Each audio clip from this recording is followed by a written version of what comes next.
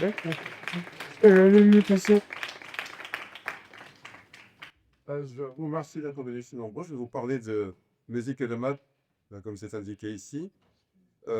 C'est un très vaste sujet qui remonte à la plus haute antiquité. Je parle de l'école de Pythagore dans la Grèce antique et au-delà, et tout aussi quelque chose qui est un sujet de recherche tout à fait actuel.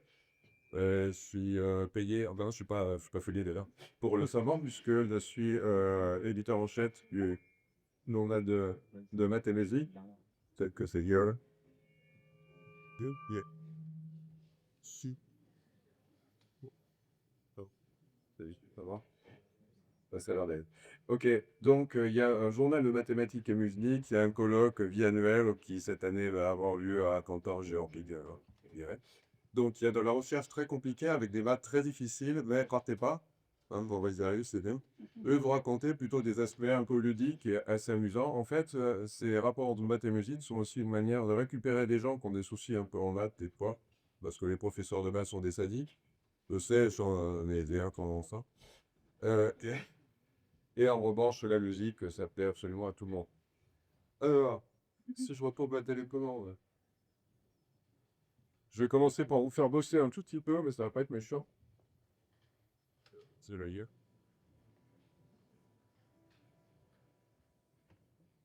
D'abord, on va réduire l'ensemble de tous les sons possibles qui est infini, ce qui est un peu beaucoup, même pour un mathématicien, à quelque chose de beaucoup plus raisonnable. Et pour ça, je vais vous demander de chanter au cœur de la lune, parce que je pense au monde, c'est un peu par là. Là, c'est ah, oui, après, les paroles de Smoke on the Water, c'est un peu plus compliqué. Mais vous allez voir tout à l'heure que ça s'organise, ce qu'on vient d'entendre, sur un ruban de Möbius à la stupéfaction générale. Donc, pour l'instant, on commence par Au clair de la lune. On commence par le tassin.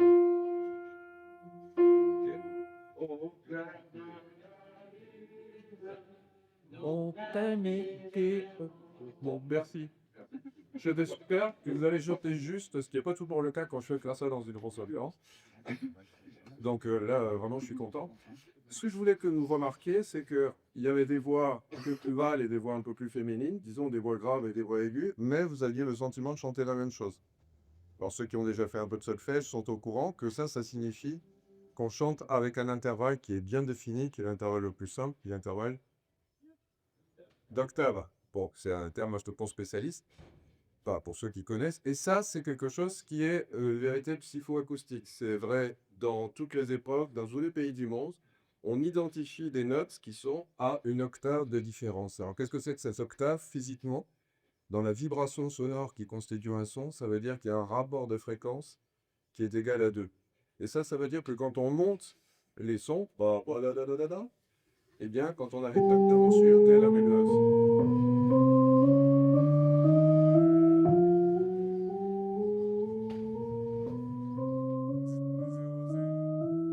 Là, après 12 notes, on se retrouve à celle de départ.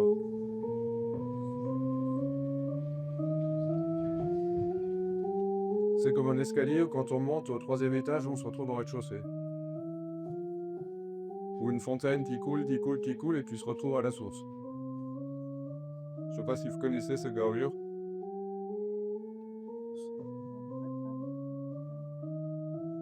L'idée est d'un mathématicien anglais qui s'appelle Ray Penrose, et la gravure est de Maurice Sécher. Donc ça veut dire qu'en fait, toutes les notes se retrouvent sur un cercle.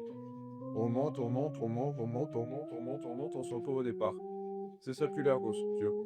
Alors évidemment, les vraies notes dans un orchestre, les scènes d'un violoncelle ne sont pas les notes d'un violon. Mais il y a cette identification à quelque chose bref où on les appelle pareil. C'est pas exactement le même son, mais c'est la même note. Là, je fais la distinction pour un son et une note. Bon, tais-toi, toi. Alors là, vous aviez en plus un paradoxe auditif, j'espère que ça vous a plu. On avait vraiment l'impression, et c'est pas qu'une impression, qu'on montait la gamme et qu'effectivement on retrouvait la même note. Ça, c'est un dosage des harmoniques que je n'expliquerai pas parce que j'ai pas le temps. Aujourd'hui, la conférence est trop courte. Mais je vais vous parler un petit peu des harmoniques et justement des harmoniques au-delà de l'octave. Pour ça, nous faisons une petite musique qui est super pour commencer un concert de toute façon, même si elle est souvent jouée en bis, c'est une arietta de Grieg.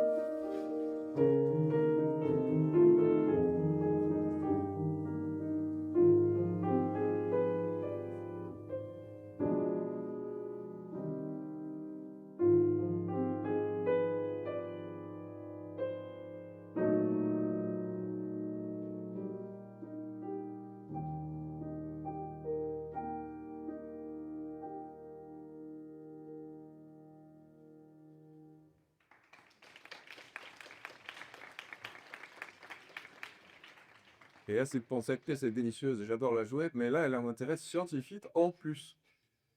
Dans le petit arpège qu'on entend au début, ici, ça a l'air extrêmement naturel. Si vous faites très attention à la disposition des notes, on a un intervalle assez large, c'est l'octave dont je parlais tout à l'heure. Un intervalle plus petit, une quinte. Un intervalle plus court, c'est encore. Et là, il faut prêter l'oreille. Cet intervalle-là est un peu plus grand que le suivant. Pour ceux qui font de la musique, c'est une tierce majeure et une tierce mineure. Je vais juste le prendre en dessous. Et en fait, ces sons-là, et ce sont des sons qui sont parfaitement naturels. Je peux pas voir le piano, je vais tout faire tomber, mais on va essayer quand même.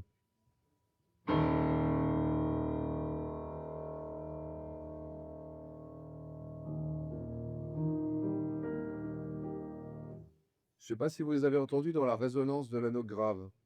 En fait, j'ai joué une seule couche et on entendait les notes de cet arpège. Paradoxalement, d'ailleurs, dans l'arpège, on n'entendait pas la note grave que j'ai jouée tout à l'heure. Mais les notes de cet arpège, c'est ce qu'on appelle les harmoniques de la vibration de cette corde-là. On entend celui. Et ça, c'est donc le phénomène naturel de la vibration du son. Tout son musical, je dirais, pas forcément le son de la voix ou quand on voit sur le papier, hein. Mais tout son musical va avoir une répartition avec des harmoniques. Et ça s'explique de manière mathématique aussi, même si c'est quelque chose qui est connu ici assez longtemps. Alors, je vais vous présenter dans la diapo présente la seule équation de la conférence. N'ayez pas peur, encore, ne partez pas. Je ne vais pas résoudre l'équation devant vous, je vous donnerai juste le résultat. Hein. Sinon, ça serait beaucoup trop long. Alors, la répartition des harmoniques sur ce qu'on appelle un spectrogramme, qui est gradué avec des hertz, hein, si vous avez vu ça en physique, c'est que vous avez des vibrations à une certaine fréquence, ici, mettons 400 Hz, et puis vous avez 800 Hz, 1200 Hz, 1600 Hz, etc., etc. Et on a comme ça, quand on mesure, et ça c'est l'effet, je mesurais avec le son d'un piano, quand on mesure ces harmoniques, effectivement, on voit que certaines fréquences ont une grande valeur, et les fréquences autour, arrière ou à l'eau, que dalle. Donc ça, c'est quelque chose de complètement naturel, ce qu'on appelle un spectre harmonique. Et quand vous chantez une note, quand vous jouez sur un instrument allemand, un instrument à cordes, oui, donc un piano, vous avez ces vibrations. Alors pourquoi ces vibrations, elles ont des fréquences qui sont réparties comme ça? Ça s'explique avec l'équation de d'Alembert, qui date de 1729. Et le secret de sa résolution, c'est que la corde, une corde qui vibre, comme les cordes à piano sont attachées là et là, eh bien, elle est attachée au debout. Et au debout, elle ne peut pas bouger parce que quand on est attaché, on peut tout bouger. C'est vachement sophistiqué comme explication. Alors, ayez pas tort de l'équation ici. Alors, si vous n'avez pas encore fait l'équation des partiels. Oh là là, le niveau baisse, c'était. Il est que de 6. Non, même en deuxième année de prévar, on y touche à peine avec des pincettes, rassurez-vous. Donc, l'idée, elle est très simple. Là, vous avez la corde qui vibre et les solutions. On voit que n'ayez pas peur, ça fait pas mal. Les solutions ont ces formes-là. La lettre sigma, ça veut dire on fait une somme. Pas la peine de prendre des notes. Hein. On va sur Internet si vous voulez. Ça s'appelle l'équation de d'Alembert. Et on a des termes. Alors ça, c'est une constante. Et on a des termes qui dépendent de x et des termes qui dépendent de t. Alors x, c'est cette dimension-là. C'est la position sur la corde. Alors vous voyez que quand x est égal à 0, par exemple, vous connaissez les sinus peut-être quand même. Ouais. Sinus 0, ça fait 0. Donc quand on est à 1 de la corde ici, en 0, ça fait toujours 0. Parce que x égale 0. Et au point L, ici à l'extrémité de la corde, quand x est égal à L, ça va faire sinus nπ avec n un entier. Ça, c'est plus que, ça fait 0 aussi. Bon, vous le savez. Donc, tous ces termes-là valent 0 aux extrémités de la corde. Et en fait, on peut décomposer le signal musical comme une somme de vibrations sinusoïdales que vous voyez ici, la première, la deuxième, la troisième. Et les fréquences de ces vibrations sont des multiples de la fréquence dite fondamentale, parce que vous avez cette formule ici avec le cosinus ici qui dépend du t, et sa fréquence qui se calcule à partir de l'expression là-dedans, croyez-moi sur parole, elle est multiple de n, c'est-à-dire c'est s fois la fréquence fondamentale, la fréquence comme n égale 1. Alors vous voyez, si je fais n égale 1, il reste v sur 2l, Et quand je reprends n général, c'est n fois f1. Je fais pas plus de maths calculatoire aujourd'hui, c'est rare. Ok. Donc, ça veut dire que vous avez une nature du son qui est avec des sons purs, des sons sinusoïdaux, mais qui sont gradués très progressivement en fréquence, qui sont quantifiés, comme on dirait en physique du XXe siècle. Mais ça veut dire que vous pouvez avoir des coïncidences des fréquences qui sont calculables à l'avance. Et ça va nous permettre d'élargir le spectre, si j'ose dire, d'élargir l'intérêt des intervalles, et on va bientôt arriver pour un rock avec ces quintes en particulier. Je prends deux sons, qui sont celui-là et celui-là. Ça sonne plutôt bien ensemble, mais il y a une raison qu'on va élucider tout de suite. Bah, je dis tout de suite, ça c'est pas Pythagore, c'est plutôt Rameau et Euler au début du XVIIIe siècle, 1733. L'époque où Bach a écrit le clavier bertolt-Perec aussi. Et là, j'ai fait passer un petit peu vite, mais vous constatez que les harmoniques rouges ici, eh ben, il y en a eu qui coïncident avec les harmonies vertes. Enfin, elles étaient vertes, mais sur l'écran, elles sont un peu jaunes. Vous voyez que la troisième verte coïncide avec la deuxième rouge. Donc la troisième harmonique de Do, c'est la deuxième harmonique. La deuxième harmonique, c'est l'octave de Sol. Ça veut dire que les harmoniques de Do, c'est... Les harmoniques de Sol, c'est... Effectivement, cette harmonique-là va coïncider entre les deux. Et ça, c'est ce qu'on appelle la consonance. Quand vous avez des sons qui partagent des harmoniques, bah, ils se renforcent au niveau de cette harmonique et donc ils sonnent bien ensemble. C'est pas des opposés qui s'attirent, au contraire, c'est qu'ils ont des valeurs communes. Vous dire ça. Ça, c'est la théorie de la consonance de Rameau et ça a été vérifié par des expériences psychoacoustiques sur des cobayes, ce genre de choses. Donc, ça veut dire que vous avez un intervalle qui est privilégié, qui va être le plus consonant après l'octave, ben c'est cet intervalle-là, quand vous avez un rapport de 3 demi, puisque 3 fois l'une est égale à 2 fois l'autre, leur rapport est de 3 demi. Et cette histoire de rapport, ça, c'était connu des Grecs, effectivement. On s'y dirait. Pourquoi on a balcon? Parfait. Donc, sire, vous ne regardez pas. Ne vous habitez pas à Saint-Barbe. Bort une basse boucle. Oui, parfait. Ça, c'est ce que vous êtes sire, vous allez chanter les mêmes notes que Bort. Très bien. C'est ce qu'on appelle un unisson. Bravo. Maintenant, sire, vous allez passer de l'unisson à la carte inférieure. I. Très bien. Non, même chose avec un carte. Voilà, c'est tout ce qu'il y a. Unisson, quarte, quinte et c'est marre. Tous les autres intervalles, c'est deux lames. Bon, on a lu Corée un peu propre de Coglitillon, mais c'est vrai cette histoire. Alexandre Rasté s'y connaît très très bien en théorie d'Italie ou de Riyad. Il y avait un tac au-dessus des... Et bon, tous les contents, on cite toujours cette vidéo parce qu'elle est parfaite. Et c'est vrai qu'il y a une époque où vous pouviez finir au bûcher, voilà, au moins être sommelier, enfin avoir des grands obus avec l'église si vous utilisiez des intervalles qui n'étaient pas les intervalles purs de l'octave, de l'unisson, de la quinte, et la quinte à l'envers, c'est-à-dire la carte. Et ça, c'est une vérité historique. Bon, je parle du Moyen-Âge, évidemment. Là, c'est même un peu avant. Le haut Moyen-Âge. Alors, si on fait une quinte au-dessus et une quinte au-dessous, et bien là, on arrive, rien qu'avec les quintes, à faire de la musique, comme vous l'avez entendu, je te fais brillamment tout à l'heure. Oui, alors les quintes de tout, c'est une vanne stupide sur les ponts de Nid. J'espère que ça vous fait rire. Et c'est qu'on passe à point. Alors, je reviens à mon diagramme d'horloge de tout à l'heure, puisqu'on a dit que les sons se refermaient de manière circulaire. Comme quand on a monté 12 notes de la gamme, on se retrouve sur la même note. Donc, ça peut être grave, ça peut être aigu, mais on va avoir des phrases, des sols, des do. OK? Et si j'ai la quinte dessus, la quinte dessous, ça fait ce diagramme-là. Ça, c'est la quinte dessus, ça, c'est la quinte dessous. Alors, je détourne un peu par rapport à la musique suivante, parce que je dis, avec juste ces trois notes, vous pouvez faire une base de rock. Vous voyez une base de rock qui peut se passer sur une horloge? Non? 1, 2, 3 o'clock, 4 o'clock, rock. 5, 6, 7 o'clock, 8 o'clock, rock. 9, 10, 11 o'clock, 12 o'clock, rock. We're going to rock around the clock. Flags off, join me home.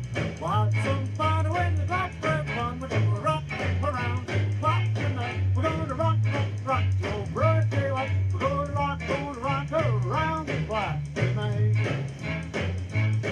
When the clock strikes 2. Et oui, Rock Around the Clock, ça illustre parfaitement le fait que vous avez les sons musicaux qui s'organisent sur une horloge clock. Alors, bon, vous allez me dire, un bassiste, il sait jouer 3 notes. Bon, c'est bien, hein, c'est un début. Mais un guitariste, il a un peu plus de cordes sur sa guitare que sur une basse. Sur une guitare, il y a, bon, il y a 6 cordes. Vous allez deviner. 6 cordes, donc un guitariste peut jouer. Attention, il y a une astuce. C'est quoi les 6 cordes de la guitare? Et si, mi. Mi, la, ré, sol, si, mi. Mi. Eh oui, il y a redondance. La note du haut, la corde la plus aiguë, c'est la même note, pas 2 octaves au-dessus, que la corde du bas. Donc il y a 5 notes. Alors vous allez dire que c'est parce que je ne suis pas un guitariste que je me moque des gentils guitaristes, que je prétends que ça jouerait que 5 notes. Mais avec 5 notes qui sont organisées avec des quintes, hein, parce que ça c'est la carte, ça c'est la carte, ça c'est la carte. Et le si, c'est la quinte au-dessus du mi aussi. Donc tout ça, c'est une suite de quintes. C'est quelque chose qu'on obtient avec des intervalles autorisés par l'Église. Hein. Ah, moi, je prends pas de risque à parler tant qu'il faut. Bon. Eh ben, est-ce qu'avec ces 5 notes, on peut faire de la bonne musique? C'était quoi le meilleur guitariste du XXe siècle?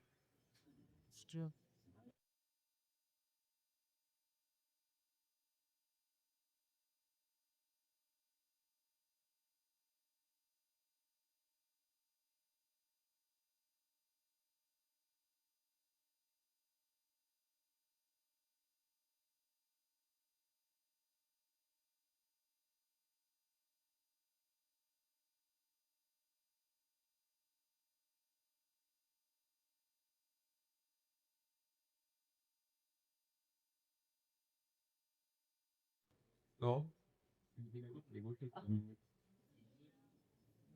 Ah oui, c'est Jimi Hendrix, et il était gaucher. Là, j'ai mis cette photo fausse à gauche pour 2 raisons. C'est le en bas en droitier. D'abord parce que c'est celle qui est rendue en premier par Google. Dis, ouais, que raison. Disons que tu voulais pas que ce soit gaucher. Je le dis encore. Bon. Et aussi parce que, eh ben, de toute façon, regardez la gamme pentatonique, donc les 5 notes qu'il joue, il joue sur les 5 touches noires du piano. Regardez, il y a un axe de symétrie là. Donc, vous avez un axe de symétrie entre les deux Jimmy aussi. La musique est symétrique. Bon, c'est un gars de mettre 2, c'est pas loin. C'est normal. Alors, si on continue à prendre la quinte de la quinte de la quinte de la quinte de la quinte, par exemple,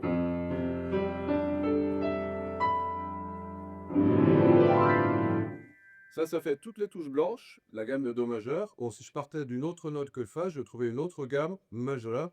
C'est une structure de gamme, il y a des tas de gammes différentes, c'est des gammes en autre chose que cette note. Mais ça, c'est ce qu'on appelle, quand on dit la gamme avec l'article défini, en général, on parle de celle-là. Quand on dit la gamme en Chine, on parle plutôt de la gamme pentatonique. Quand on dit la gamme comme ça dans une conversation, je ne sais pas, ça dépend de votre contexte culturel. Il y en a des tas de possibles, mais avec la pentatonie et la gamme majeure, dites aussi la gamme diatonique, vous avez en gros 90% de la musique du monde entier. À l'époque actuelle. Alors, je vais vous faire entendre un petit morceau de Debussy, un de ses préludes des 1910, où on entend en fait la gamme pentatonique et la gamme majeure, l'une qui contient l'autre. On entend une autre gamme pentatonique qui est celle-là. Et donc, un compositeur va s'amuser à jouer entre ces deux gammes. Bon, Debussy était très fort là-dessus, hein, il était très conceptuel dans sa composition. Même si la pièce appartient à ce qu'on appelle le répertoire impressionniste, ça donne beaucoup d'impression, de visualisation dans l'esprit. Donc voilà la fille aux cheveux de lin, avec ces deux gammes, l'une incluse dans l'autre.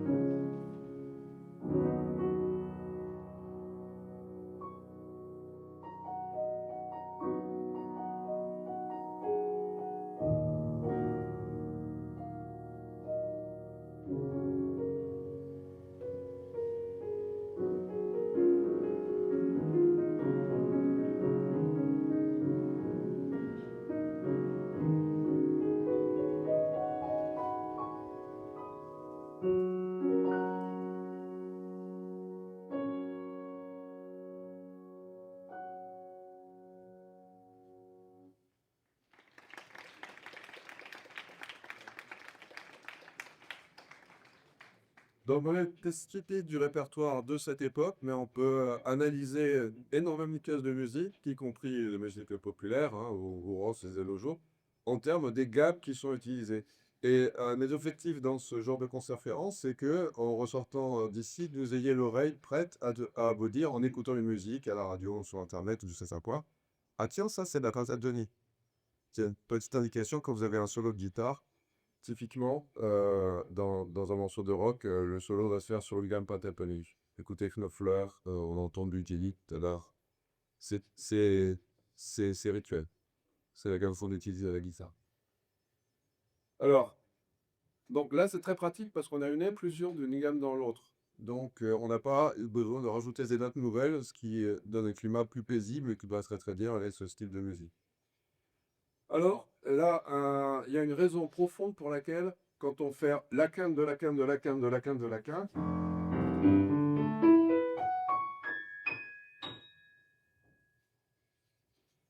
le piano est un peu fonti, mais on allait retomber sur la note de départ, enfin 7 octaves au-dessus.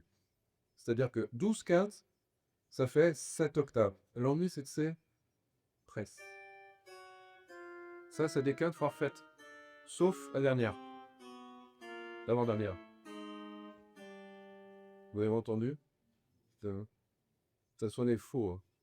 Ben, en fait, vous avez 11 quintes qui sont justes et la dernière qui referme pas. C'est pour ça que le prêtre, tout à l'heure, il voulait pas qu'on s'amuse à aller chercher des intervalles plus compliqués. Parce qu'il y a un moment, ça se referme pas. Ça, c'était connu des Grecs. C'était connu des Grecs. 12-15, ça peut pas faire exactement cette octave. Ça, vous pourriez le démontrer, je pense. Si, quel type de raisonnement? Bon, je sais pas si j'ai le temps. Ouais, je vais le dire. Si jamais l'égalité, je fais comme si c'était vrai et je montre que c'est faux, ça ne demande pas. Yes. Donc, j'aurais 3 sur 2 puissance 12 égale 2 puissance 7. Ça ferait 3 puissance 12 égale 2 puissance 19. Non, ben, hein. Mais une puissance de 3, c'est impair. Une puissance de 2, c'est pair. Donc, c'est pas pépère. Hein, ça marche pas. Donc, ça, c'est pas possible. Et Pythagore le savait, s'il a existé. Ou en tout cas, les gens de son école le savaient. Alors, une solution, c'est de jouer de la musique où vous n'avez pas la quinte fausse. La quinte du loup. Ouais.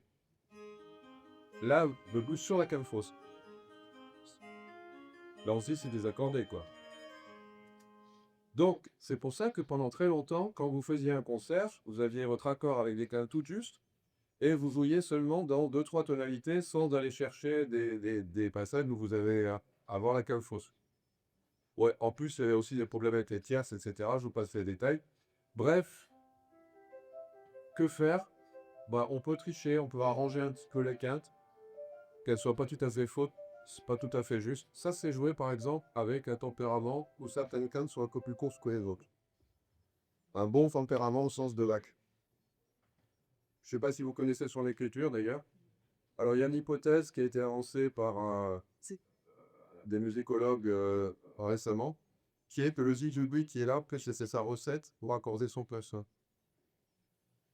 C'est pas que vous qui dit ça. On n'est pas sûr, mais peut-être que là, ça veut dire ces 3 quintes là, c'est des quintes justes où je fais mon tour de clé pour accorder à vide, quoi, normal.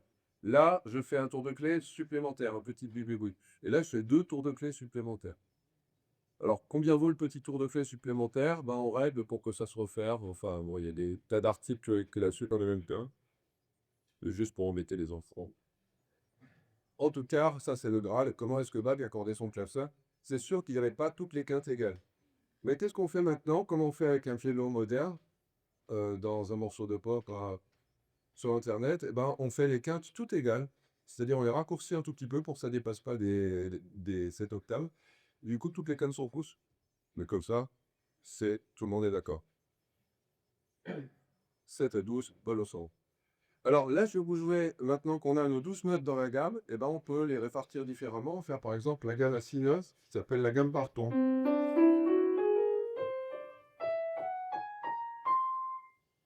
Et avec cette gamme par ton, Debussy j'utilise beaucoup, mais aussi des gens comme Gershwin, le jazz, ultérieurement, etc. Et là, on n'a pas d'infusion comme tout à l'heure entre la gamme pentatonique et la gamme. Là, vous voyez au contraire sur le diagramme que la gamme partant, c'est cette gamme très régulière en hexagone bleu. La gamme pentatonique, c'est pentagone presque régulier. Il y a 3 notes communes qui sont ces notes-là.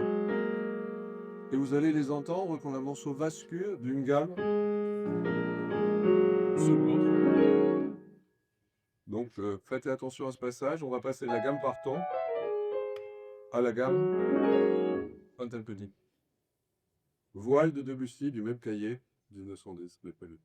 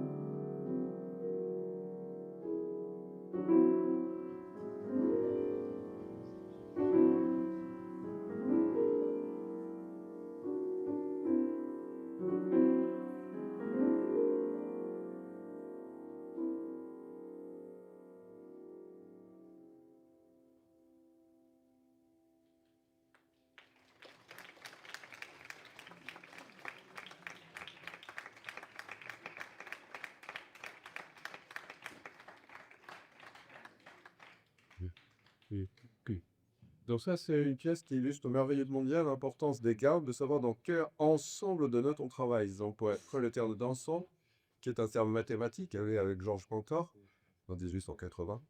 Parce que vraiment, savoir où on met, c'est quelque chose de tout à fait capital. Hein, plutôt que de dire des choses dans le vague, dont je fais, ouais, moi je fais de la musique. Hein, qu'un guitariste qui fait son impro, il va faire 8 sur la cirée, il sait qu'il est sur la gamme pentatonique. Mozart, il fait ça sur des facile, il sait que c'est en do majeur, il est sur les doubles blanches de piano, et ainsi de suite. Et donc, exemple plus sophistiqué ici avec Debussy. Bien, là, je vais enfin donner la clé géométrique de Smoke on the Water, vous avez entendu magnifiquement interprété, enfin le début, tout à l'heure, avec un diagramme un petit peu compliqué, que j'emprunte au bouquin de Dmitri Timofeyev, Geometry of Music. Là, c'est en fait tous les intervalles. Par exemple, si 0, c'est la note Do, on compte 3 notes au-dessus pour avoir 0,3. Bon, 0,3, c'est cet intervalle-là. 1, 4, c'est celui-là. Alors, je peux faire, vous voyez, pour ensuite, c'est que pour 10 et 11, je mets T et E, enfin, c'est qui met.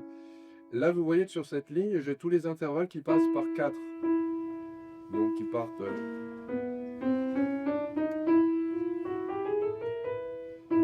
Donc, tous les intervalles qui passent par 4 sont sur une ligne comme ça. Sauf que quand j'arrive au bord, vous voyez que pour garder la note 4, il faut que j'ai une réflexion comme un rebond sur la ligne du haut. Donc ici, il y a un miroir, hein. C'est comme ça que ça se dispose. Si je vais dans l'autre sens, ici, vous voyez que j'aurai toutes les notes qui passent par 0. Par exemple, toutes les notes qui passent par Do, elles sont soit dans cette direction-là, soit dans cette direction-ci. Ça, c'est la direction quand j'ai une note fixée. C'est deux axes de coordonnées, si vous voulez, mais ils ne sont pas horizontaux et verticaux comme d'habitude, ils sont un peu tournés. Pourquoi? Parce que comme ça, en haut et en bas, on a, par exemple, en haut, en bas, on a les unissons. Vous voyez, 0, 0, 1, 1, ça c'est deux notes égales. Donc c'est l'unisson ou l'octave. Et qu'est-ce qui se passe ici quand on arrive au bord? Vous voyez que là, j'ai toutes les notes qui passent par 4. Tous les intervalles qui passent par 4, j'en ai 12. Mais ici, j'arrive à 4, 8. C'est un peu caché par la flèche. Je vais vous dîner 4, 6, 4, 7, 4, 8. Et ça repart ici, en fait. C'est-à-dire, vu dans le sens, si vous préférez, j'aurai 4, 8, 4, 7, 4, 6, etc. qui se placent de l'autre côté du miroir. Alors, qu'est-ce qui se passe si en fait j'essaie de dire que ces notes-là, ces intervalles-là, c'est exactement les mêmes qu'ici? Il y a une petite astuce, si je veux les identifier en les recollant avec du papier, des ciseaux et de la colle. Ah, attention, il y a un truc, c'est que 0, 0, il est en haut à gauche et en bas à droite. Et le 4, 8, il est plutôt en bas, alors que le 4, 8, il est plutôt en haut.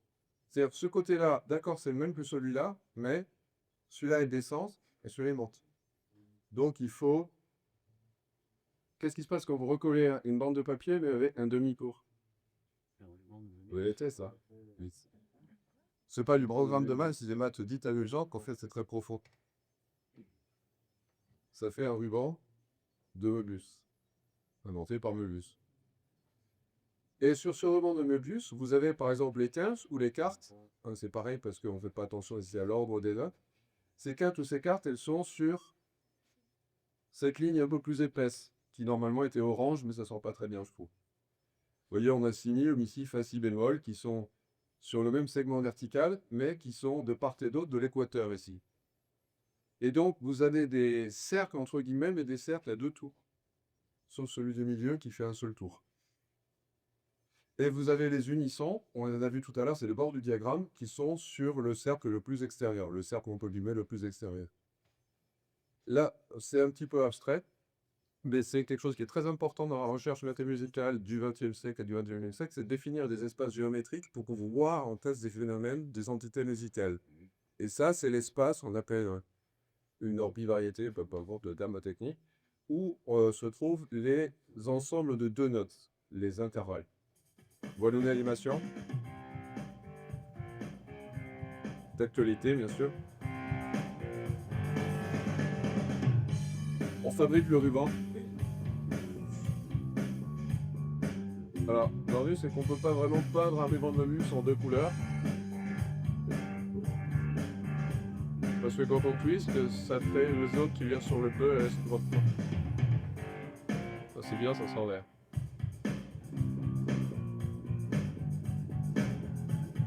Donc là, l'animation démontre le côté circulaire, enfin cyclique de la chose. Et vous voyez qu'il faut faire deux tours pour remplir tous les unissons. Et maintenant que les 15 sont quelque part sur le petit bâton en fait, elles sont pas aux extrémités, attention.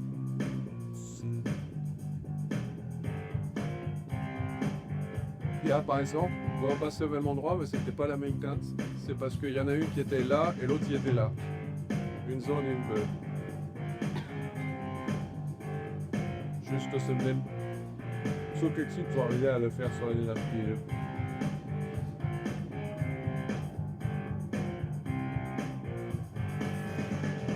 Je suis sûr qu'ils auraient été ravis quand on leur passe ça en vidéo dans leur show fameux à Tokyo là. Voilà, donc ça, c'est l'ensemble des intervalles, et je pense que vous ne saviez pas, hein, ils se baladent sur un ruban de Möbius. Alors, on va faire un autre espace géométrique. Combien il me reste de temps là? 10 minutes? Ouais, ça va tout juste tenir. Un autre espace géométrique avec de la musique plus classique, où on a des accords dits parfaits, majeurs et mineurs. Alors, tout simplement, on part de ce que je vous ai raconté déjà pendant presque toute la séance avec les quintes. Bon, j'ai pas tout mis parce que l'écran était trop petit. Et on va les compléter avec une note entre Fa et Do. Je vais mettre la tierce majeure. Merci. Et entre Do et Sol, je mets aussi la tierce majeure. Et pareil, etc., etc. Alors, si vous avez fait un tout petit peu de géométrie vectorielle, je suis tout au courant des programmes, des vecteurs, des parallélogrammes. Ouais. Bah, je dis que ce vecteur, l'ami, c'est le même que le vecteur Fado, parce que ça constitue un parallélogramme. Bon, autrement dit, l'intervalle qu'on va trouver entre la et l'I, les yeux fermés sur la tête de ma mère, c'est le même que celui entre Fa et Li. Hein. C'est-à-dire que toutes les lignes horizontales, ici, tous les intervalles horizontaux vont être des cas, sur tout le diagramme. C'est ce qu'on vérifie effectivement, hein, preuve par vérification. De ce fait, apparaissent aussi les triangles pointant bas. D'accord? Ces triangles pointant bas, pour ceux qui ont fait la musique, vous reconnaissez l'amido. Bon, c'est pas de la chimie, hein, c'est de la musique. L'amido, c'est un accord parfait, mais mineur. Hein. Le suivant, les sol 6, c'est mineur aussi. Donc ceux pointant bas, ils sont mineurs, qui sont un peu plus tristes, hein, pour ceux qui ne connaissent pas les albums majeurs, que les majeurs, qui sont la pointe en haut sur ce diagramme. Alors, le diagramme, il n'est pas infini. Hein. La première version était infinie parce que les quintes étaient justes et ça ne se refermait pas. Mais la version moderne, ça se referme. Regardez par exemple, ici on a Fa La Do, et Fa La Do, c'est le même triangle ici. Hein, donc, c'est pas tout à fait en face. Alors, c'est un petit peu difficile d'imaginer. Qu'est-ce qui va se passer si on recolle? Si on recolle, donc on va avoir 24 triangles, 12 majeurs et 12 mineurs, 12 points en haut, 12 points en bas. Et ça se recolle ici avec Fa La Do, qui vient sur Fa La Do. Mais là, vous voyez qu'ils sont orientés pareil. À votre avis, c'est un ruban Möbius? Bah non, c'est orienté pareil. Alors, c'est un ruban court, cylindre? Pas vraiment. Oui, c'est un tore. Bravo, c'est le mot technique. Les Américains sont mot techniques, ils disent the donut. Je vous jure, on a dit comme maths, c'est écrit de Madi. Bon. En plus, ils sont excellents là-bas. Je connais une adresse dans ce convoi. Donc, cet espace ici contient 24 triangles majeurs et mineurs. Alors, c'est très facile de faire des jeux comme ça d'accords majeurs. Mais est-ce qu'on peut passer par tous les accords majeurs, tous les accords mineurs, et en passant, en bougeant au minimum? Par exemple, si je bouge une seule note ici, je passe de Do majeur à la mineure. Si je bouge cette note-là, j'arrive à un autre accord mineur. On peut en fait de trois façons bouger un accord majeur. Vous le voyez sur le diagramme ici. Il faudrait qu'il s'arrête de bouger. Autour d'un triangle, vous avez trois autres triangles. Et est-ce qu'on peut bouger comme ça d'un triangle à un triangle toujours voisin, donc avec des déplacements en fait continus sur ce pneu, et passer une fois une seule par chacun des triangles? Ça, c'est un problème de théorie des graphes pockets, qu'on appelle chercher un circuit hamiltonien, du nom de Hamilton. Il a inventé ça en 1856. Et la première solution de circuit hamiltonien a été trouvée par ce grand mathématicien, qui ne savait pas qu'il était mathématicien, je vous rassure. Vous ne savez pas non plus, hein. Mais déjà, lui, il ne le savait pas. C'est pas parce qu'il était sourd, hein, qu'il ne savait pas qu'il était mathématicien, mais il a fait ça sans faire exprès, dans sa 9e symphonie. Regardez, il y a une note qui bouge à chaque fois. C'est là. Là.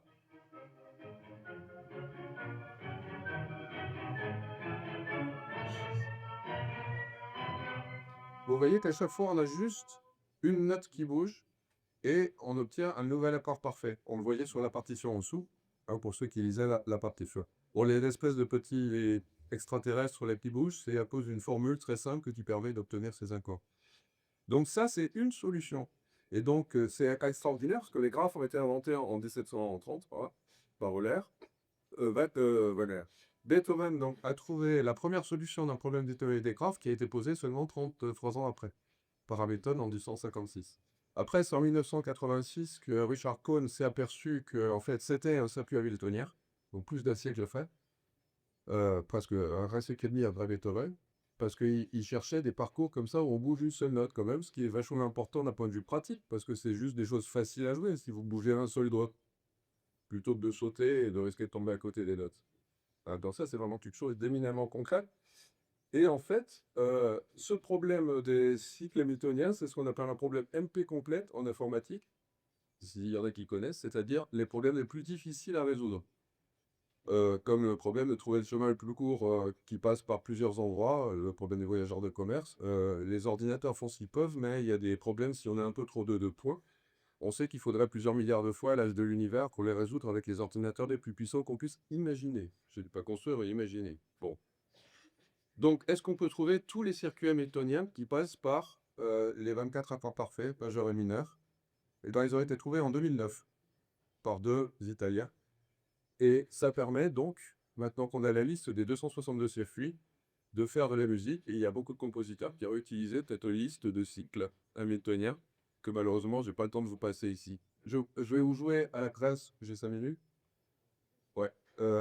Donc, je vais vous jouer quelque chose qui est de moi, qui est fondé sur le principe de ce que vous avez vu dans Beethoven, avec le petit triade crawler hein, qui se baladait comme ça sur des accords de 3 notes, pris dans une gamme de 7 notes. Vous aviez un cercle de 12, c'était les 12 notes, un cercle de 7, et à l'intérieur un cercle de 3, si vous vous souvenez. Alors, j'ai fait pareil en changeant un peu les paramètres. J'ai pris un cercle, j'ai pris 8 notes parmi les 12, qui sont fixes, et je fais tourner un cercle à l'intérieur pour obtenir 5 notes parmi ces 8. Ces 5 notes me donnent ma mélodie. Et les accords sont pris parmi les 8 notes de la gamme. Donc, pardon. La gamme pentatonique, les jazzmen ont reconnu la gamme demi-ton-ton. Hein, on dit aussi comme ça. Donc ça, c'est une pièce que j'ai appelée La Locatoise, en l'honneur d'une promeneuse sur la plage de Locat, pour l'insouciance d'histoire de London.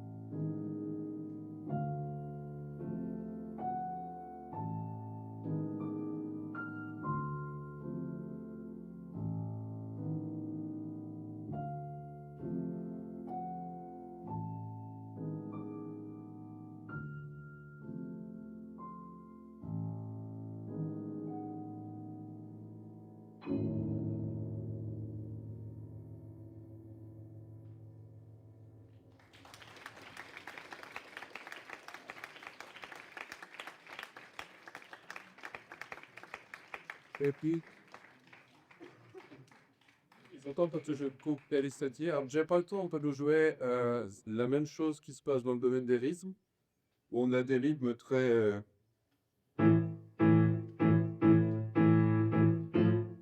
Ça, c'est le tresillo ou tresillo, comme on dit à Buenos Aires.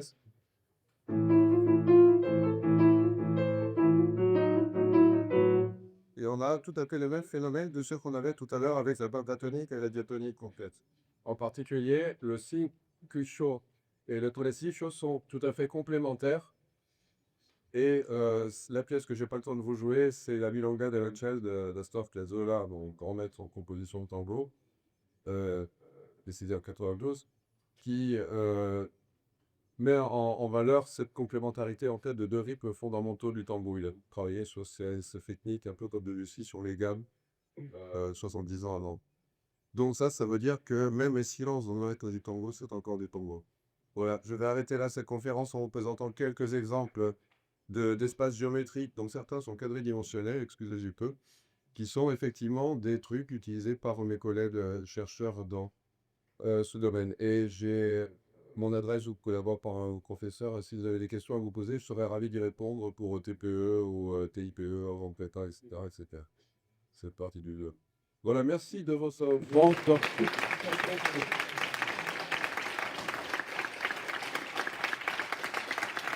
Good.